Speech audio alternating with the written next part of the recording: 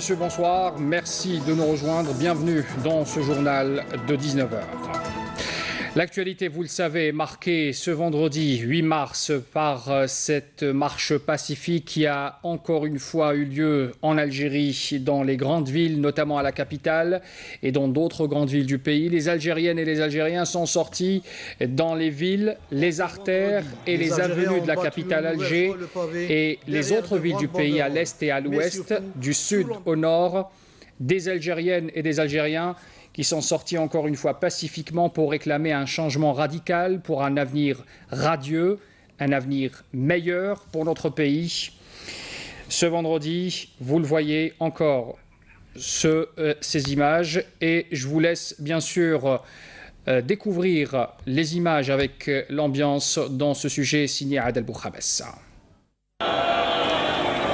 En ce vendredi, les Algériens ont battu une nouvelle fois le pavé derrière de grandes banderoles, mais surtout sous l'emblème national, proclamant un changement radical mais pacifique pour une Algérie nouvelle. D'Alger à Constantine jusqu'à Tlemcen, mais aussi de Ouergla à Tindouf en passant par Larouat et Gardaya. Les milliers d'Algériens ont démontré au monde entier qu'en matière de civisme, ils n'ont de leçons à recevoir de quiconque. Ils ont démontré, si besoin est, que la démocratie naissante en Algérie a fait bel et bien du chemin. Coïncidant avec la célébration de la Journée mondiale de la femme, les marches de ce vendredi ont été marquées par une présence remarquée de la gente féminine, qui a voulu faire entendre sa voix, s'exprimer aux côtés de leurs frères algériens, comme ils l'ont toujours fait par le passé, durant la guerre de libération, pendant l'édification de l'Algérie indépendante et en recouvrant la stabilité du pays. C'est dans une ambiance de paix, de fraternité que ces milliers d'Algériens se sont exprimés, tous unis sous le même emblème, pour la même patrie, l'Algérie. Le président de la République avait adressé hier un message adressé à la femme algérienne. Vous l'avez remarqué sur ces images, sur ces marches pacifiques, la gente féminine était présente en force. La femme algérienne est sortie exprimer sa voix pacifiquement, dans les rues d'Alger, dans les rues d'Oran, de Constantine, de Annaba, dans d'autres villes du pays. Le président de la République avait souligné dans son message hier adressé à la femme algérienne que dans le passé lointain, la femme de notre pays était à l'avant-garde de la résistance à l'invasion coloniale, à l'image de Lalla Fatma Soumer. Au siècle dernier, elle a été une force active dans les rangs de la glorieuse révolution de novembre, en Moudjahida, à la volonté inébranlable, à l'image de Hassiba Ben Bouali. C'est là le glorieux passé à travers lequel les femmes de l'Algérie ont acquis leurs droits pleins et entiers dans le cadre des préceptes de notre religion et de notre civilisation, après que le drapeau de la République algérienne et populaire a été hissé haut dans son ciel. La femme algérienne est devenue un partenaire actif dans la bataille de la construction et de l'édification, aussi bien dans les usines, les administrations et dans les écoles et les hôpitaux. Et à mesure que sont généralisés l'enseignement et la formation aux filles de l'Algérie, pour leur place grandissait dans le monde du travail et de la créativité, pour devenir aujourd'hui des entrepreneurs à succès, des officiers supérieurs et des magistrates. Dans son message, le président de la République a souligné aussi que la femme algérienne a été également un acteur actif lorsque l'Algérie a appelé ses enfants, filles et garçons, à la rescousse durant les années d'enfer de la tragédie nationale. Après l'accalmie, les femmes ont été les plus forts soutiens de la concorde et puis de la réconciliation nationale pour le sauvetage de leurs enfants, mais surtout de leur patrie. Le président Abdelaziz Bouteflika ajoute que l'Algérie continue à être confrontée à plusieurs menaces de l'extérieur et autant de défis à l'intérieur. Nombreux sont les haineux à l'étranger à regretter que l'Algérie ait traversé, grâce à vous, Algériens et Algériennes, paisiblement et sereinement la déferlante du printemps arabe, ces cercles qui nous envient notre liberté d'indépendance, de notre décision et notre position juste, n'ont jamais cessé de conspirer contre notre pays, car le printemps de l'Algérie est synonyme de spontanéité exprimée par les concitoyennes et les concitoyens sortis à travers les différentes régions du pays afin d'exprimer pacifiquement leur opinion. Et nous nous félicitons, écrit encore le président de la République, de cette maturité de nos concitoyens, y compris chez nos jeunes, et du fait que le pluralisme politique soit aujourd'hui une réalité palpable.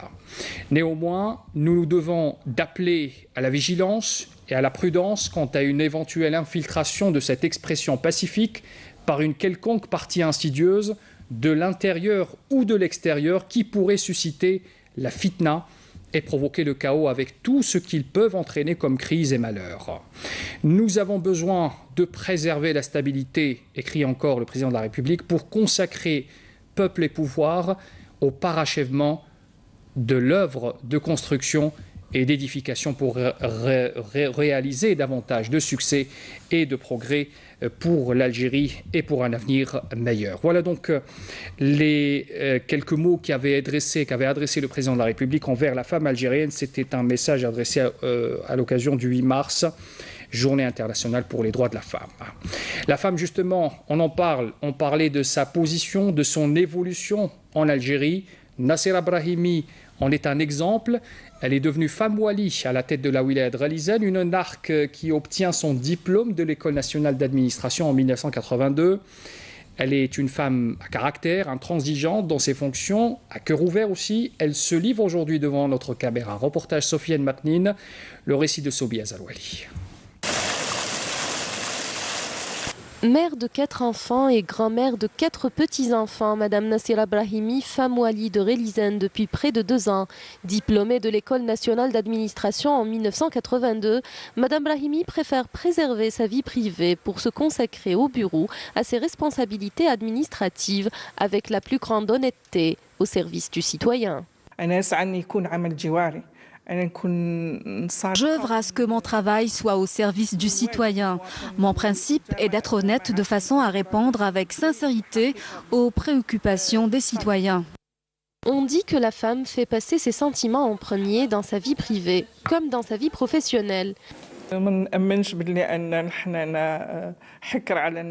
Je n'y crois pas du tout. Ce n'est pas une caractéristique propre à la femme, dans la mesure où je connais des responsables hommes qui ont cette caractéristique ancrée en eux. Peut-être que chez la femme, ces expressions la trahissent, car l'homme a cette capacité de ne pas montrer facilement ses sentiments. Nassera Brahimi est un exemple de la réussite de la femme dans la société en se retrouvant à la tête de la wilaya de Relizane. Je conseille à la femme algérienne d'exercer toujours son métier avec honnêteté et passion et je lui dis qu'il faut qu'elle soit fière de son authenticité, de sa culture et de ce qu'elle a accompli. Madame Nassera Brahimi est un exemple de la femme algérienne ambitieuse dans tous les domaines. De la femme responsable, on parle également de l'autre femme qui est dans l'associatif et qui fait un travail extraordinaire au niveau culturel. À Tamanrasset, par exemple, l'association culturelle des activités féminines rassemble une centaine de femmes de la région pour mettre en valeur leur créativité et tout leur savoir-faire dans le domaine de la fabrication de différents produits artisanaux. Reportage Fatma Zohra Ben Farjallah, le récit de Jazia Bayou. Certaines femmes de Tamanrasset se sont dit le mot, faire valoir leur savoir-faire et leur créativité dans cet atelier, tout en préservant le patrimoine culturel de leurs ancêtres avec l'aide de l'Agence nationale du microcrédit. Le crédit qu'on nous donne et qui s'élève à 25 millions pour chaque femme n'est pas suffisant. C'est la raison pour laquelle nous avons constitué cette association pour unir nos forces. L'association qui porte le nom de la Fille du Futur est un espoir pour toutes les femmes de la région pour donner libre cours à leur créativité.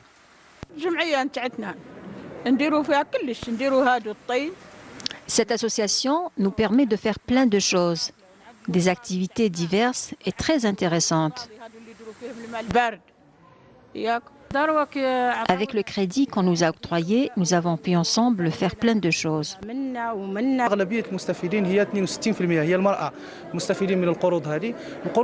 Plus de 60 femmes ont pu bénéficier de crédits qui peuvent aller jusqu'à 100 millions de dinars.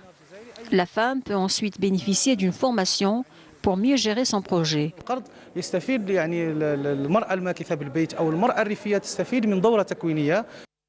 Grâce aux différentes aides présentées, les femmes rurales de Tamanrasset pourront mieux s'affirmer et faire valoir tout leur savoir-faire et leur créativité.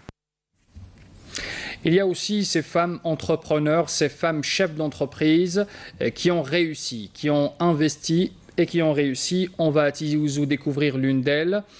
Elle fait dans la récupération et la transformation des matières plastiques. Son entreprise aujourd'hui emploie 6 personnes en attendant de s'agrandir dans un avenir proche. Reportage Fali El-Hamdi.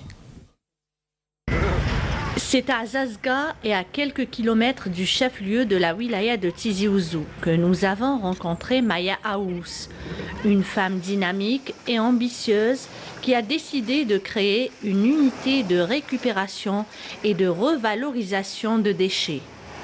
Deuxième vie d'une bouteille, agréée par le ministère de l'Environnement.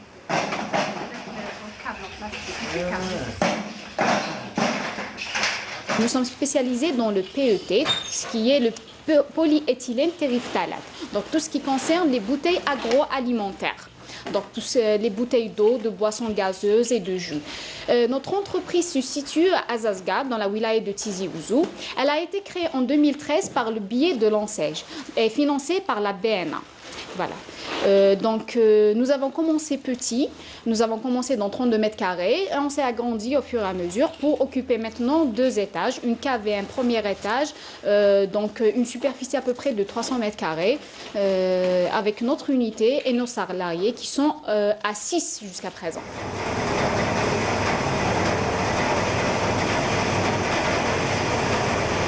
Le but est la création d'une déchetterie afin de revaloriser le maximum de matière. À notre niveau, le déchet, donc ce qu'on appelle le déchet qui est pour nous une matière première pour le traitement. D'accord, c'est sur quoi on travaille. Donc le déchet arrive soit en mise en balle, soit en vrac. Donc on le récupère soit chez des usines avec lesquelles on a des contrats, ou bien avec des particuliers qui font de la collecte. Donc il y a beaucoup d'informels et d'autres personnes qui sont agréées et reconnues qui font de la collecte et qui en font une activité. Donc à notre niveau, quand le déchet arrive, donc d'abord il est trié. Donc on fait le tri des matières et des couleurs. Ensuite vient l'étape du traitement. Donc il passe dans une unité qui est composée d'un broyeur, d'un bac de lavage, d'une centrifuge pour enlever l'excédent en eau et d'un petit broyeur pour en faire de la fine paillette de 10 mm prête à l'emploi. Donc une fois que le traitement est fini, donc cette matière-là, c'est une matière première, non, qui en résulte.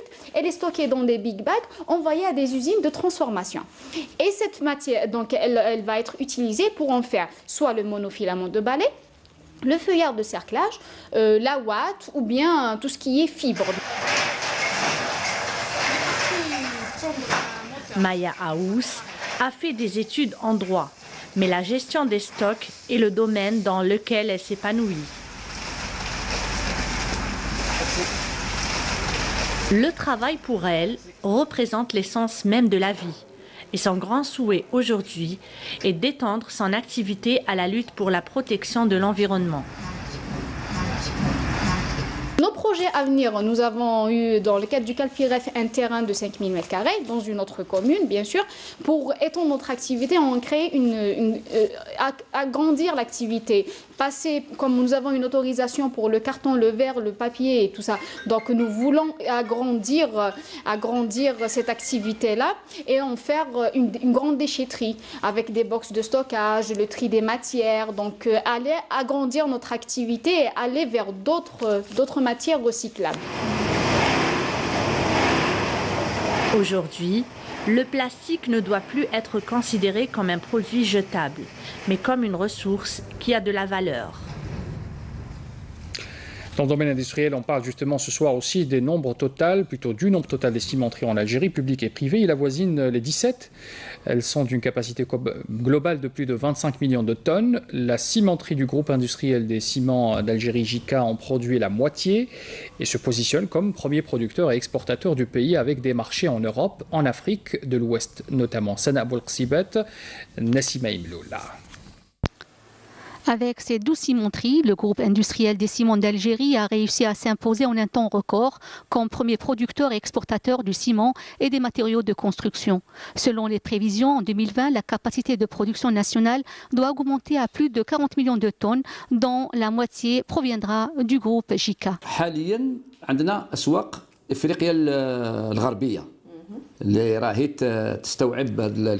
Actuellement, nous avons des marchés en Afrique de l'Ouest et dans une année ou plus tard 2 ans, nous allons avoir d'autres marchés en Europe.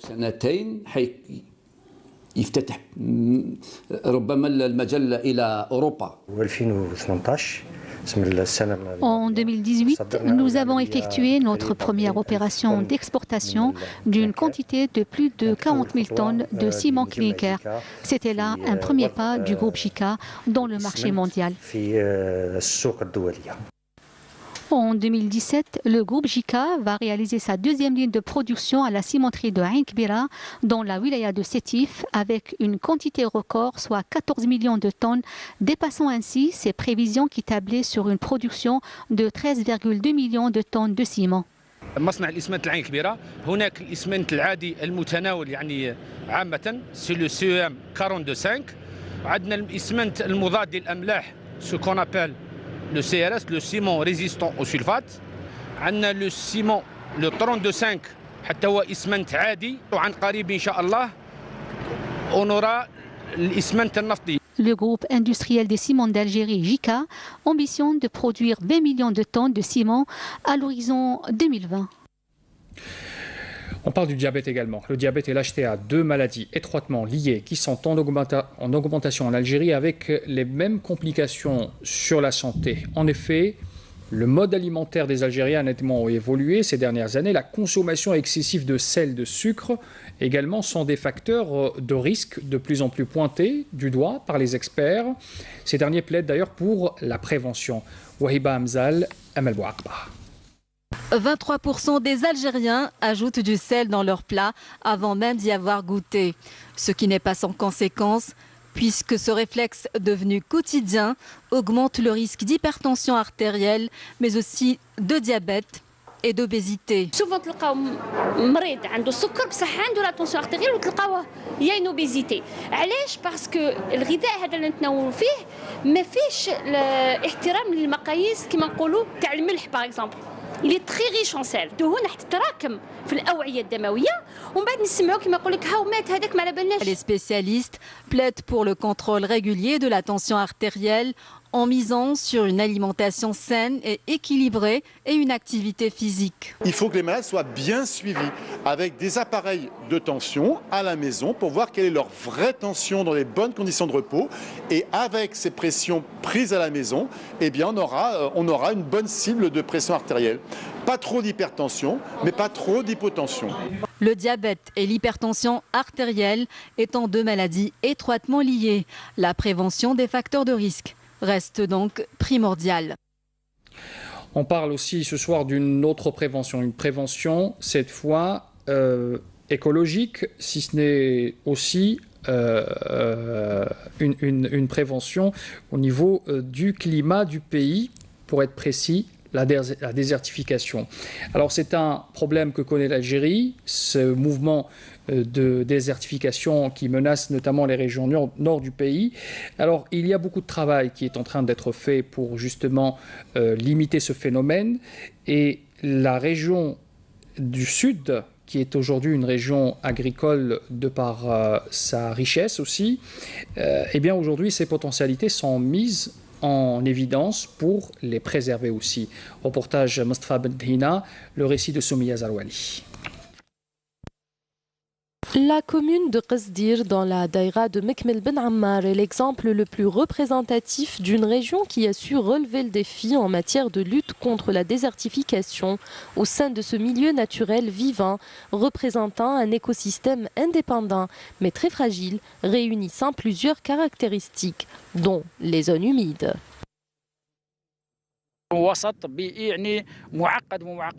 C'est un milieu naturel et un environnement très complexe. Il faut absolument consolider les efforts pour pouvoir redorer le blason de façon à permettre à cet environnement de jouer le rôle qu'il doit jouer sur les plans économiques, social, environnemental et même culturel. Pour cela, il faudra combattre le labour anarchique qui menace nos terres agricoles et préserver les espaces protégés de façon à faire face à la désertification.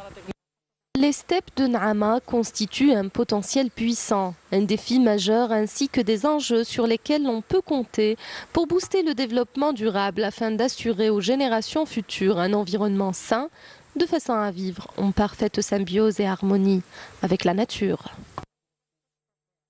Le Sahara algérien est une véritable richesse de par son sous-sol, mais aussi de par ses richesses de surface, bien sûr. Alors, dans l'histoire, il faut savoir qu'une région parmi tant d'autres ont lutté justement pour que le Sahara algérien reste attaché à l'Algérie. À Tougourt, par exemple, on a commémoré hier le 57e anniversaire des manifestations populaires du 7 mars 1962. C'est une date qui rappelle des événements historiques lors desquels les habitants du Sud sont sortis exprimer l'unité de l'Algérie et déjouer les desseins de l'administration coloniale française de séparer justement le Sahara du reste du territoire algérien. Amal Bouakba. La commémoration de ces événements historiques a été marquée par une cérémonie de recueillement à la mémoire des Chouhada après la levée de l'emblème national et un dépôt de gerbes de fleurs. Il y a 57 ans, les habitants de Tougourt manifestaient haut et fort pour confirmer l'attachement des habitants du Sud à l'unité nationale et dire non aux tentatives du colonisateur français de séparer le Sahara du territoire algérien. Des manifestations populaires violemment réprimées par les forces coloniales qui n'ont pas hésité à user de tous les moyens pour disperser les foules. La ville de Tougourt avait eu la visite de Gaulle, qui était l'architecte du projet sur la division de l'Algérie et la séparation du Sahara du reste du territoire algérien. C'est pourquoi le commandement de la 4e région avait appelé à organiser ces manifestations à Tougourt, un soulèvement populaire qui avait fortement mobilisé les jeunes, sortis dans les rues, brandissant le drapeau algérien et criant toute leur détermination à arracher la liberté et l'indépendance du pays. Des événements historiques ressuscités à travers plusieurs activités retraçant la glorieuse guerre de libération nationale. Des personnalités historiques et des universitaires ont également mis l'accent sur l'impact de ces manifestations populaires qui ont contribué à la consolidation de la cohésion des moudjahidines et des citoyens autour du commandement de la Révolution et l'attachement du peuple algérien à son unité territoriale. À cette occasion aussi, des moudjahidines et des familles de martyrs ont été honorées. C'est la fin de ce journal. Merci de l'avoir suivi. Les adresses électroniques s'affichent en bas de votre écran pour les replays. Très bonne soirée à tous. À demain.